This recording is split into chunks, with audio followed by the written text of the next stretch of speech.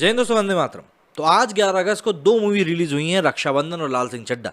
अगर हम लाल सिंह चड्ढा की बात करें तो भाई आमिर खान ने एक हद तक अपनी इज्जत बचा ली है, लेकिन इस बार बड़ी इज्जत अब दांव पे लग चुकी है आमिर खान के बाद अक्षय कुमार की। अक्षय कुमार जिनकी साल में 4 मूवीज आती हैं, और अगर हम इसी साल की बात करें तो बच्चन पांडे, सम्राट पृथ्वीराज आके फ्लॉप होके जा भी चुकी हैं। तो रक्षाबंधन के ऊपर काफी सारी उम्मीदें थी और इसीलिए कहा जा रहा था कि भाई आनंद एल राय की इस मूवी में रक्षाबंधन के साथ एक बार फिर से अक्षय कुमार, जो एक उनका जॉनर है ना, मतलब बिल्कुल इमोशंस वाला, उसके पास पहुंच रहे हैं, उसको टच करने के लिए पहुंच रहे हैं। ऐसा ही उन्होंने उसमें कुछ किया भी है। ये मूवी एक ऐसे भाई की है जिसकी 4 बहनें हैं और उसने कसम खा के रखी है कि भैया जब तक इन बहनों की शादी नहीं हो जाएगी तब तक हम शादी नहीं करेंगे। सुनने में बहुत पुराना सा प्लॉट लगता है ना, प्लॉट पुराना ही है, बस ये समझ सकते हैं कि कुछ चीज़ें हैं जो नई तरीके से डाल दी गई हैं। और ये एक हिट फार्मूला भी है। अगर पब्लिक के इमोशंस को आप टच करेंगे तो मूवी थिएटर्स में हिट ना हो लेकिन ओटीटी पे आज की डेट में ज़रूर हिट हो जाएगी। और मुझे ऐसा लगता है यही गैम्बल इसमें अक्षय कुमार ने खेला भी है, क्योंकि आज के टाइम में जो प्रोजेक्ट्स बनते हैं उनमें देखा जाता है कि एक्टर की फीस कितनी है, प्रोजेक्ट मेकिंग में कितनी फीस आएगी, एडवर्टाइजमेंट और मार्केटिंग में कितना खर्चा आएगा, और उसके बाद मूवी बना दी जाती है बिना ये सोचे समझे कि भाई थिएटर्स में क्या कुछ होने वाला है। और ऐसा ही कुछ अक्षय कुमार की मूवी के साथ भी हो रहा है। लेकिन बात वही है, जैसा कि मैंने कहा कि हम इंसान और हमको इमोशंस बहुत पसंद होते हैं, इसीलिए पब्लिक को रक्षाबंधन पसंद भी आएगी। क्योंकि इस मूवी में सबसे बड़ी खासियत यह है कि ये मूवी है 2 घंटे के लगभग की। तो मूवी छोटी है, इमोशंस धड़ाधड़ भरे हुए हैं और आपको बस वही सब देखने के लिए मिलेगा जो कि आप एक इमोशनल मूवी से देखने के लिए जाता है, देखने के लिए मतलब पसंद करते हैं एक मूवी में। और इंटरवल के बाद आपको इस मूवी में जो एक इमोशंस की बाढ़ देखने के लिए मिलेगी ना, उसके तो मतलब क्या ही कहने।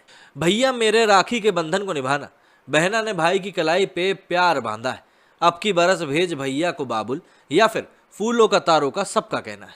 ये कुछ ऐसे गाने हैं जो कि रक्षाबंधन का त्यौहार आते ही अब भी रेडियो पर बजने लगते हैं। भाई बहन के प्यार पर बनी फिल्मों का हिंदी सिनेमा में लंबा सिलसिला रहा है, लेकिन इसके बाद हिंदी सिनेमा मुंबई की अंधेरी उपनगरी में आकर कहीं भटक गया। रिश्तों और परंपराओं को सहेजने वाले सिनेमा की नई रोशनी अब आनंद एल राय की फिल्म रक्षाबंधन से उभरती हुई दिख रही है। अक्षय कुमार इसे अपने करियर की सर्वश्रेष्ठ फिल्म मानते हैं। हिमेश रेशमिया ने भाई बहन के प्यार को लेकर अच्छा संगीत भी बनाया है, और 54 साल के हो चुका अक्षय कुमार को भी समझ आने लगा है कि एक्शन हीरो की उनकी इमेज पर विद्युत जामवाल, टाइगर श्रॉफ और विजय देवरकोंडा जैसे नए नवेलों का साया पड़ चुका है। अक्षय कुमार के लिए हिंदी सिनेमा में अब एक सेफ जगह वैसी फिल्में हो सकती हैं जैसी कभी जितेंद्र ने अपने करियर की दूसरी इनिंग्स में जुदाई, मांग भरो सजना और आशा जैसी फिल्में करके बनाई थी। मल्टी स्टार फिल्म सूर्यवंशी को छोड़ दें तो अक्षय कुमार के लिए उनकी बीती 5 फिल्में लक्ष्मी, बेल बॉटम, अतरंगी रे, बच्चन पांडे, सम्राट पृथ्वीराज, मतलब किसी बुरे सपने से अच्छी नहीं थी। मतलब फिल्में वो धुआंधार करते हैं, इनकम टैक्स भी सबसे ज़्यादा भरते हैं, लेकिन जिन फिल्मों से उनको ये इनकम हो रही है उनका हश्र बॉक्स ऑफिस पर बिल्कुल भी अच्छा नहीं रहा। उनकी एक और फिल्म मिशन सिंड्रेला ओटीटी पर रिलीज होनी है और इसकी रिलीज डेट तक अभी तक तय नहीं हो पाई है। ऐसे में फिल्म रक्षाबंधन अक्षय कुमार के लिए संजीवनी साबित हो सकती है। सफेद होती दाढ़ी पर परफेक्ट काली मूंछों वाले अक्षय कुमार को देख ही समझ में आता है कि उनकी रोमांटिक हीरो वाली फिल्मों का दौर अब जा चुका है। लार्जर देन लाइफ वाले किरदार भी उन पर अब उतने फबेंगे नहीं, मतलब उम्र के हिसाब से थोड़ा समझना पड़ेगा। यहाँ पर तारीफ आनंद एल राय की भी करनी होगी, जिन्होंने प्लेबॉय की इमेज रखने वाले अक्षय जैसे एक हीरो को 4 बहनों के बड़े भाई का किरदार करने के लिए मनाने में कामयाबी हासिल करी। फिल्म रक्षाबंधन अगर बॉक्स ऑफिस पर कामयाब हुई तो ये हिंदी सिनेमा के लिए एक अच्छा संकेत माना जाएगा, क्योंकि सिनेमा, खासतौर पर हिंदी सिनेमा, अब भी संवेदनाओं, अनुभूतियों और रिश्तों से मतलब खुराक पा सकता है। दक्षिण भारतीय सिनेमा की नकल करने के लिए व्याकुल हिंदी सिनेमा के फिल्मकारों को उत्तर भारत के रस में पगी ऐसे ही कहानियों की ज़रूरत है जो हिंदी भाषी राज्यों के दर्शकों को अपनी सी लगे। बनावटीवन इस एरिया के दर्शकों को भाता नहीं है, नकल वो तुरंत पकड़ लेते हैं और फिल्म देखते समय रोना, सुबकना, ठहाके मारकर हंसना और अनहोनी की आशंका पर सिहर जाना अब भी उनके स्वभाव में ही शामिल है। इस लिहाज से फिल्म रक्षाबंधन किसी पिटी और बेसिर पैर की कहानियों के बीच एक ताज़ा बयार सी मालूम होती है। कहानी बहुत शानदार हो ऐसा कह नहीं सकते, लेकिन हाँ, आनंद एल राय ने भाई बहन के रिश्तों के बीच एक बुनी प्रेम कहानी को बहुत ज़्यादा प्रयोगों से बचाते हुए एक बहुत ही सिंपल और साधारण तरीके से दर्शकों के सामने परोसा है। अक्षय कुमार यहाँ पर लाला केदारनाथ के रोल में है। मोहल्ले के बच्चे उन्हें फिल्म मदर इंडिया का चर्चित संवाद लाला तेरी माँ के कंगन वापस कर दे कहकर चिढ़ाते हैं। इस ट्रैक को आगे भी बढ़ाया जा सकता था। लाला की पुश्तैनी चाट की दुकान है जिसके बारे में मशहूर है कि यहाँ के गोलगप्पे खाने से गर्भवती के बेटा ही पैदा होगा। ये भारतीय समाज में बेटों के प्रति आकर्षण को लेकर चली आ रही भ्रांतियों पर एक करारी चोट है। लाला बार बार कहता है कि 25 रुपए के गोलगप्पे खाकर ऐसा होता नहीं है, लेकिन ये जो पब्लिक है वो मानती नहीं है। पुरखों ने बीती सदी में कोई कर्ज ले रखा है बैंक से, जिसकी किस्त वो आज तक भर रहा है, और बैंक वाला उसे कर्ज से मुक्ति का एक ही रास्ता बताता है कि कहीं भाग जाओ।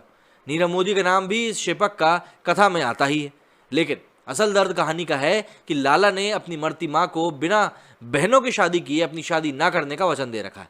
इसे निभाने के चक्कर में मोहल्ले में ही रहने वाली उसकी प्रेमिका सपना के सोमवार के सारे व्रत निष्फल साबित होते जा रहे हैं। खैर, थोड़े से फासले में सिमटी फिल्म रक्षाबंधन की पटकथा में तमाम झोल भी। कहानी चूंकि दहेज को लेकर परेशान एक भाई की है, तो दुकान गिरवी रखने से लेकर किडनी बेचने तक के सारे पैतरे हैं। लेकिन किडनी बेचकर घर लौटे भाई रक्षाबंधन के दिन अपनी बहन की खबर पाकर जिस तरह दिल्ली की सड़कों पर भागता है और उसकी कमर से बहते खून से रंगती पैंट की तरफ जिस तरह किसी का ध्यान ही नहीं जाता, वो गौर करने लायक है। दूसरी गड़बड़ी, फिल्म के इंटरवल के बाद एकदम से तेज हुई रफ्तार है। पहली बहन को दहेज देकर विदा करने के बाद लाला को समझ आता है कि असल काम जो उसको करना था वो था बहनों को पढ़ा लिखाकर इस काबिल बनाना कि वे अपनी मर्जी का जीवन साथी खुद चुन पाए। और यही इस फिल्म का असल संदेश भी होना चाहिए था, लेकिन फिल्म को जल्दबाजी में सपेटने के चक्कर में ये इंपॉर्टेंट मैसेज कहीं गायब हो गया।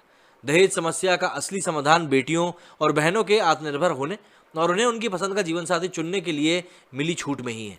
दरअसल अक्षय कुमार सिनेमा के सबसे बड़े ब्रांड हैं। उनको हिंदी सिनेमा के दर्शक पसंद भी काफ़ी करते हैं। इस पसंद को बरकरार रखने के लिए अब गेंद अक्षय कुमार के पाले में है। भोंडी कॉमेडी करने वाली उनकी फिल्मों से लोग अब ऊब चुके हैं। एक्शन वो जब तक लियाम नीसन जैसा नहीं करते, तब तक किरदारों पर लोगों को अब यकीन होना मुश्किल है। बनावटीपन से हटकर जीवन मूल्यों से जुड़ी उनकी फिल्में उन पर फपती भी हैं। फिल्म रक्षाबंधन की कामयाबी उनके और आनंद एल राय के बीच बनी जुगलबंदी को मजबूत भी करती है। जैसा कि आनंद एल राय के सिनेमा का स्वाद रहा है, वो भारतीय रीति रिवाजों को रची बसी कुछ इसी तरह की फिल्मों में बनाकर उत्साहित होकर एक सोच के साथ पेश करते हैं। कहीं कहीं अक्षय कुमार की ओवर एक्टिंग को छोड़ दें तो अरसे बाद उन्होंने अपने अभिनय से इस फिल्म में प्रभावित भी किया है।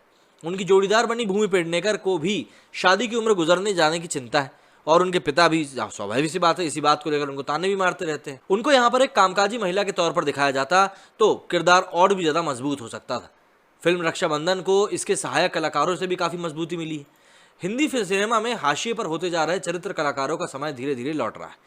फिल्मकारों को फिर से ये समझ में आने लगा है कि फिल्म कहानी से चलती है, इसके हीरो हीरोइन से नहीं, और कहानी को जमाने में सबसे बड़ी भूमिका इन चरित्र कलाकारों की ही होती है। तो यहाँ पर सीमा पाहवा शादी कराने वाली एजेंसी की संचालक के रूप में अपना रुआब के साथ मौजूद है।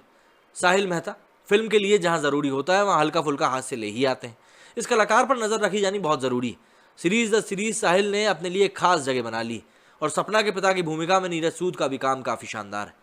अपनी बेटी के प्रेमी से हमेशा 36 का आंकड़ा लिए रहने वाला पिता जब अपनी बेटी को एन फेरो के वक्त शादी तोड़ देने के लिए कहता है तो उनका किरदार और दमदार तरीके से निखर कर सामने आता है। यहाँ पर लाला की बहनें बनी सादिया खातिब, सहेजमीन कौर, स्मृति श्रीकांत, दीपिका खन्ना में सादिया खातिब ने सबसे ज़्यादा प्रभावित किया है, ये कहना गलत नहीं होगा। तो जाहिर सी बात है ये मूवी एक ऐसी मूवी है जिसको कि ऑल इन ऑल आप देख सकते हैं, क्योंकि ये त्यौहार का मौसम है और ऐसे मौसम में रक्षाबंधन नहीं देखेंगे तो फिर क्या देखेंगे। थोड़ा बहुत तो देखिए, एक अपने अंदर की नेगेटिविटी को दूर करके थोड़ा बहुत सेलिब्रेट किया जाना मेरे ख्याल से ज़रूरी है। बाकी आप लोगों की मर्जी। मेरे स्टूडियो फिलहाल इतना ही। जय हिंद, जय भारत।